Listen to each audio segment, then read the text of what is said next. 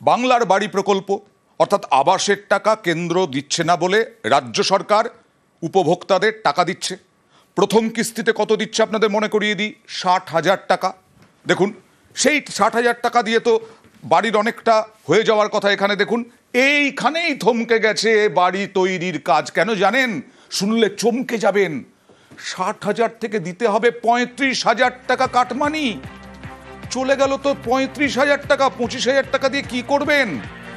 হাড়োয়ায় এই অভিযোগ উঠছে, নেতাদের কাটমানি চাওয়ার অভিযোগ। 35,000 টাকা। কথা বলবো প্রতিনিধি জিয়াউলের সঙ্গে। জিয়াউল, দেখো, বাংলার বাড়ি জন্য একেবারে রাজ্য সরকার দেয়া হচ্ছে প্রায় দুটো কিস্তির টাকা। প্রথমে 60,000 টাকা, তারপরে সেই কাজ হলে আবার দ্বিতীয় কিস্তির টাকা দেওয়া হবে। কিন্তু প্রথম কিস্তি 60,000 টাকাই তো সব শেষ। তার কারণ 60,000 টাকার 35,000 টাকা দিতে হবে। লোকাল যারা পঞ্চায়েত সদস্য রয়েছেন তাদের কাছে 35,000 টাকা তিনি নিয়েছেন। ফলে তিনি কাজ করতে পারছেন না। যখন বিডিওর বিভিন্ন আধিকারিকরা সেখানে যাচ্ছেন যে কেন ঘর হচ্ছে না, তখন তিনি বলছেন যে আপনি কেন এখনো ঘর পাওয়ার পরেও কেন এই মাটির ঘরে রয়েছেন। তখন তার স্পষ্ট দাবি যে আমার কাছ থেকে তো 35,000 টাকা নিয়ে নেওয়া হয়েছে, জোর করে নিয়ে নেওয়া হয়েছে। না দিলে অভিযোগকারী কি বলছেন একবার দেখি, তারপরে তোমার কাছে আবার আসবো। আবার যে জন্য ঘরে টাকা পেয়েছেন আপনি? হ্যাঁ, 60,000 টাকা পেয়েছি, তার থেকে 35,000 টাকা নিয়েছে। কে নিল? নিয়েছে মেম্বার রিন্টু নিয়েছে, আর নিয়েছে তোমার মুকুল, আর তোমার নিয়েছে বাবুল। কোন তিনজন। পঞ্চায়েত এলাকায় বাড়ি আপনার? আমার হাড়োয়া পঞ্চায়েতে। মেম্বার নিজে টাকা নিয়েছে? হ্যাঁ, নিজে নিয়েছে। ঘর করতে পারে? তোমার ঘরটা, তোমার তো জায়গা ভাগ করতে হবে, এ করতে হবে, নানান রকম অভিযোগ করে নিয়েছে টাকাটা। কোথায় কোথায় অভিযোগ করেছেন? আমি ভিডিওই করেছি, থানায় অভিযোগ দিচ্ছি। নাম করে করে বলে দিচ্ছেন তো জিয়াউল, কারা কারা নিয়েছেন টাকা এবং অজুহাত দেখিয়েছেন তার যারা টাকা নিয়েছেন, তাই সেই টাকা ফেরত পাবেন। একদম। দেখো, 35,000 টাকা নিয়েছেন কে? পঞ্চায়েত সদস্য নিয়েছেন 20,000 টাকা, সুপারভাইজার নিয়েছেন 15,000 টাকা। ফলে এইভাবেই টাকাটা ভাগ হয়েছে, একা পঞ্চায়েত সদস্য নেননি। ফলে তাকে যখন ঘর করতে দেওয়ার চাপ দেওয়া হচ্ছে, তখন তিনি একেবারে থানায় গেলেন যে লোকাল নেতৃত্বই তো টাকা কিনে নিয়েছেন। কিন্তু যারা টাকা নিয়েছেন তাদের স্পষ্ট দাবি তিনি নাকি এই টাকা মেয়ের বিয়েতে খরচ করেছেন।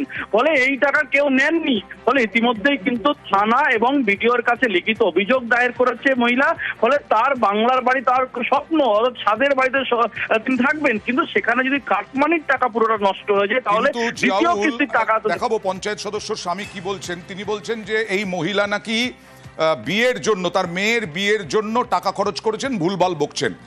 আর ওই মহিলা তো বলেছেন যে আমার মেয়ের তো 14 বছর বয়স, বাড়িতেই তো বসে আছেন। দেখুন পঞ্চায়েত সদস্যের স্বামী কি বলছেন। এটা সম্পূর্ণ ভিত্তিহীন কথা।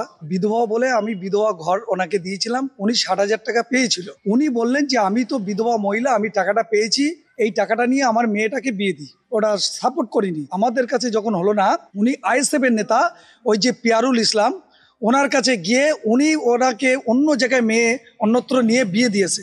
এই টোটাল 60,000 টাকাটা নিয়ে ওখানে খরচ করেছে। আমরা বললাম আপনি ফার্স্ট কিস্তি পেয়েছেন, কেন ঘরটা করছেন না? আপনি ঘরটা করুন, নাহলে দ্বিতীয় কিস্তি পাবেন না। এই চাপ দেওয়াতে উনি আমাদের বিরুদ্ধে এইরকম একটা চক্রান্তমূলক আইএসএফ এর প্ররোচনায় পড়ে এইটাকে আমাদের মিথ্যে অপবাদ দিয়েছে। আইএসএফ এর প্ররোচনায় বলছেন উনি, আইএসএফ এর প্ররোচনায় উনি এই কথা বলছেন, আর আইএসএফ পাল্টা দেখেছে।